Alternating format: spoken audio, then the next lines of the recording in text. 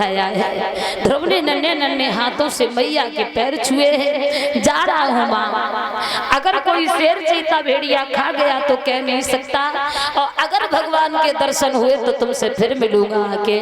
जब तपस्या करने के लिए ध्रुव चले हैं, रास्ता में नारद जी से भेंट हो गई। द्वादश मंत्र दिया, इस मंत्र का जाप यमुना के किनारे करना। ध्रुव ने यमुना के किनारे जाकर के तपस्या की है, और जब तपस्या करने लगे हैं तो इंद्र घबराने लगा। अप्सराओं को भेजा है कि तुम जाओ, जो ध्रुव तपस्या कर रहा है उसकी तपस्या में बाधा डालो, कहीं भगवान खुश होकर के इंद्रासन न मांग ले भगवान से, तुम उसकी तपस्या में बाधा डाल दो। अप्सराएं गई, एड़ी से चोटी तक की ताकत लगाई, लेकिन ध्रुव ने आंखें नहीं खोली। लक्ष्मी मैया ने कहा महाराज तुम बड़े निर्दयी, छोटा सा लड़का है, तुम्हारे चक्कर में इतनी तपस्या कर रहा है, जरा उसे दर्शन दे दो। भगवान ने चतुर्भुजी रूप धारण किया, ध्रुव के सामने प्रकट हुए। ध्रुव से कहा बेटा कोई वरदान मांग लो। ध्रुव ने कहा महाराज हमें किसी चीज की जरूरत नहीं है, हमें केवल एक पिता की जरूरत है। समय समय पर आप हमें पिता की जब जरूरत पड़े तो दर्शन देते रहना। भगवान ने कहा ऐसा ही होगा। ऐरावत हाथी पर सवार होकर ध्रुव घर की ओर लौटे। नगर निवासी सब ध्रुव से मिलने के लिए दौड़े। ध्रुव ने ऐरावत से नीचे उतरकर सबका आदर सत्कार किया है, और ध्रुव सबसे पहले अपने मौसी से मिलने गए हैं। मौसी ने दरवाजा बंद कर लिया। ध्रुव आवाज दे रहे हैं मौसी दरवाजा खोलो, और अगर जब तक तुम दरवाजा नहीं खोलोगी मैं दरवाजे से नहीं जाऊंगा। बोले माँ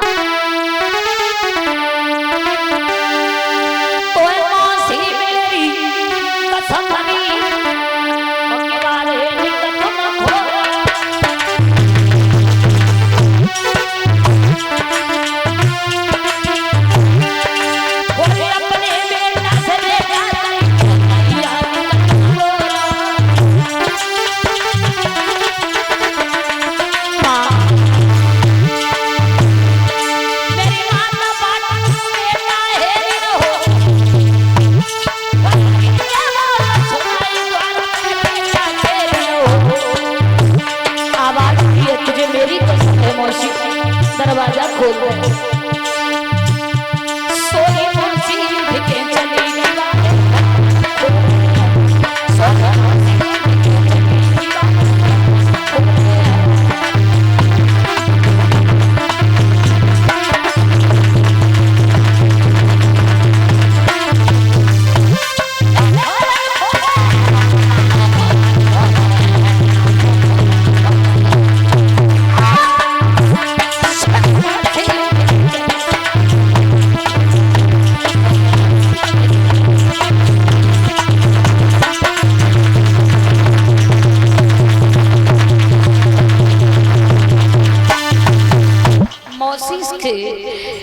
दरवाजे पर जब कहा है तो जब तक दरवाजा नहीं खोलेगी मैं नहीं जाऊंगा। मौसी ने उठ के दरवाजा खोलो। ध्रुव ने पैर छुए हैं। मौसी तू शर्म खा रही है, लेकिन एक बात ध्यान रखना, अगर तू तमाचा नहीं मारती तो आज मुझे भगवान के दर्शन न होते। उसके बाद अपनी माँ से मिले, जो माँ रो रो की अंधी हो चुकी थी। भगवान की कृपा से ध्रुव ने आंखों में फूंक मारी है तो रोशनी आई है। माँ ने ये कहा बेटा तू एक बात बता, तू भगवान को ढूंढने गया था, भगवान तुझे मिले या नहीं मिले? ध्रुव ने कहा मैया भगवान ने कोमल कोमल हाथों से मुझे गले से लगा दिया, मैं कैसे मानूं? मुझे भी तो दर्शन करा। जैसे ही भगवान के चरणों में ध्यान लगाया, भगवान ने चतुर्भुजी रूप धारण किया और ध्रुव के पूरे परिवार को दर्शन दिए। भगवान ने कहा कुछ मांग लो, तो माँ ने कहा हम जब जब जन्म लेकर भूतल पर आए तो यही पति यही पुत्र, लेकिन खास कर ये सौत जरूर दे देना, क्योंकि अगर सौत न होती तो आज हमें तुम्हारे दर्शन न हुए होते। भगवान ने कहा जाओ ऐसा ही होगा। बुराई करने वालों से लोग नफरत करते हैं, लेकिन बुराई करने वाले से घृणा नहीं करनी चाहिए। निंदक नियरे राखिए घर में कुटी छबाई। अपनी सफाई होती रहती, बुराई करने वाले से खुद को अपनी गलती नहीं पता होती तो कम से कम पता चल जाए, हम सुधार कर सकते हैं। अगर एक तमाचा न मारती तो ध्रुव काय को तपस्या करने जाते हो, क्यों भगवान मानते? इसलिए भैया भारत में ऐसे ऐसे पुत्र हुए हैं, ऐसे ऐसे लोग हुए जिन्होंने देश और धर्म की इज्जत को ऊंचा उठाने में अपना सब कुछ लगा दिया है। ध्रुव ने छोटी सी उम्र में भगवान की प्राप्ति करी है। इसलिए भारत की सभी लोग गुनगुनाइएगा एक बार।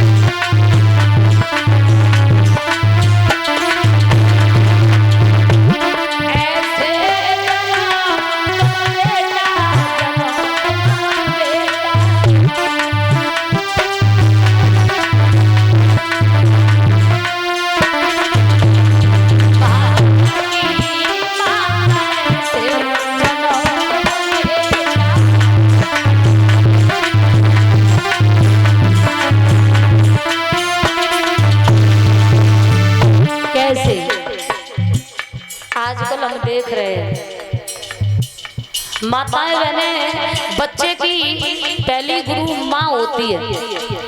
माँ बच्चे को जैसे संस्कार दे वैसे बच्चे बन जाते हैं। ऐसा ना मम्मी घरे काम कर रही है, लला ललिन के मुंह ना धोए नाक टपक रही है कि जाओ पंडाल में, जाओ पंडाल में। पहले तो बच्चे की साफ सफाई और अच्छे संस्कार ये माँ का कर्तव्य होता है। पहले घर में धार्मिक तस्वीर लगाई जाती थी।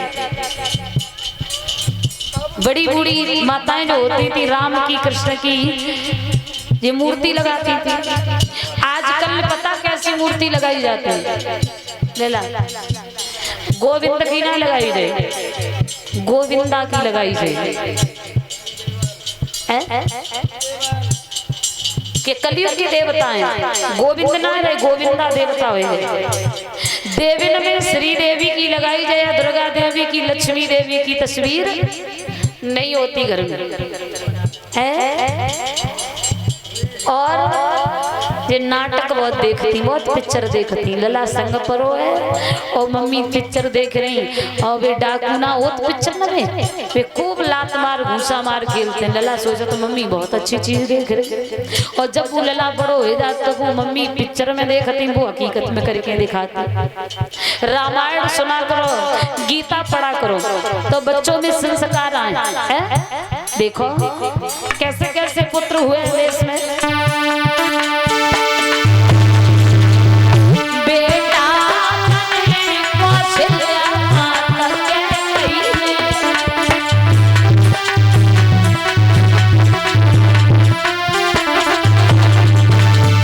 श्री राम